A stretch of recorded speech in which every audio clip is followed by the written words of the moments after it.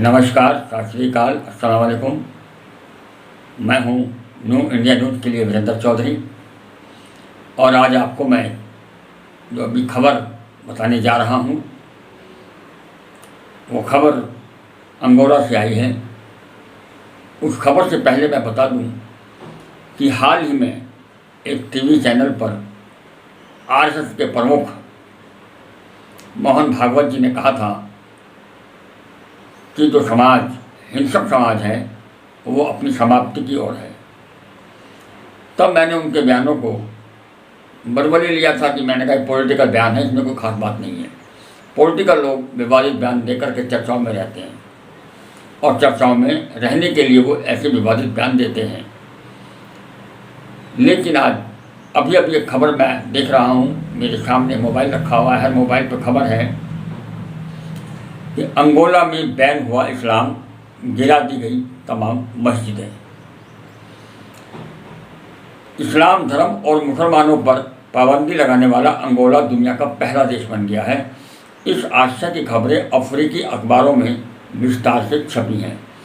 मैं आपको main heading बता रहा हूं कि अफ्रीकी अखबारों में छपी खबर के मुताबिक अफ्रीका महाद्वीप के इस तटीय देश अंगोला की कल्चर मिनिस्टर रोसा क्रूज ने कहा कि न्याय और मानवाधिकार मंत्रालय ने इस्लाम को हमारे देश में कानूनी वैधता नहीं दी है। ऐसे में अगले नोटिस तक सभी मस्जिदें बंद रहेंगी। इसके अलावा इस तरह की खबरें भी हैं कि सरकार ने मस्जिदों को गिराए जाने का आदेश भी दे दिया है। मंत्री रोसा के मुताबिक ये फैसला देश में पनप रहे कई अवैध धार्मिक मतों को रोकने की कड़ी में लिया गया है।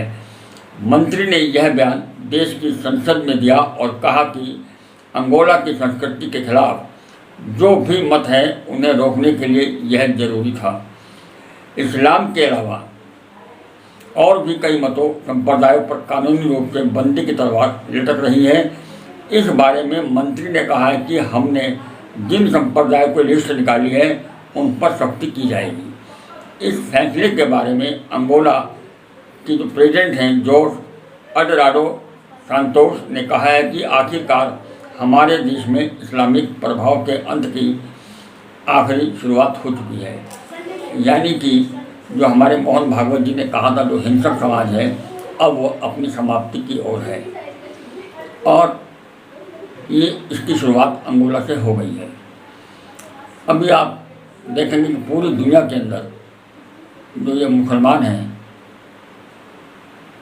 कहीं जिहाद में, कहीं आतंक में, कहीं धर्म के नाम पर पूरी दुनिया में बमबारी, पूरी दुनिया में पेट्रोल बम, पूरी दुनिया में पथराव। और हिंदुस्तान में तो जब ये पथराव करते हैं या पेट्रोल बम मारते हैं हिंदू समाज के ऊपर, तो जो इनके पक्ष में बोलता है वो सेकुलर है और जो इनके पक्ष में विपक्ष में बोलता है, जो इनकी गुंडागर्दी को बताता है कि ये गुंडागर्दी कर रहे हैं या ये आगजनी कर रहे हैं तो ये गलत कर रहे हैं, ये हिंसा कर रहे हैं, लोगों को मार रहे हैं तो ये गलत कर रहे हैं, वहाँ वो लोग सांप्रदायिक हो जाते हैं।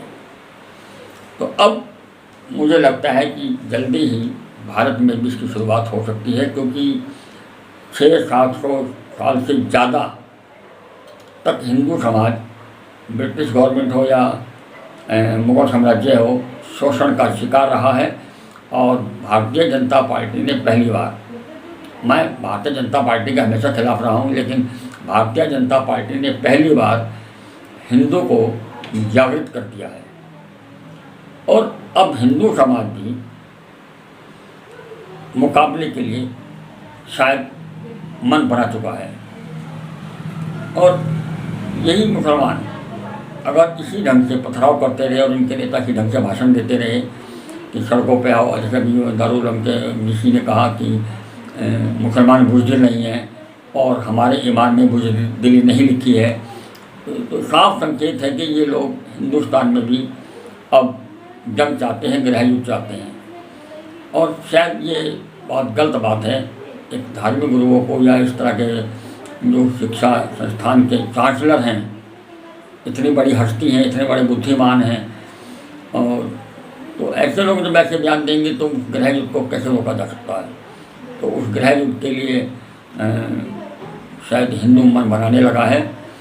और अब देखो, आज अंगोला ने क्या बंद किया है, मस्जिदें गिराई हैं, तो कल किन किन देशों में इनके खिलाफ बगावत हो, कुछ नहीं कहा जा सकता। दोस्तों, अगर ये वीडियो अच्छी लगी हो तो चैनल को सब्सक्राइब कर लें और लिंक को शेयर जरूर करें। अगर आपने हमारे चैनल को सब्सक्राइब नहीं किया है तो सब्सक्राइब कीजिए, लाइक कीजिए, शेयर कीजिए और हाँ, बेल आइकन को दबाना ना भूलें ताकि बाकी अपडेट्स आपको सबसे पहले मिलती रहें। नमस्कार।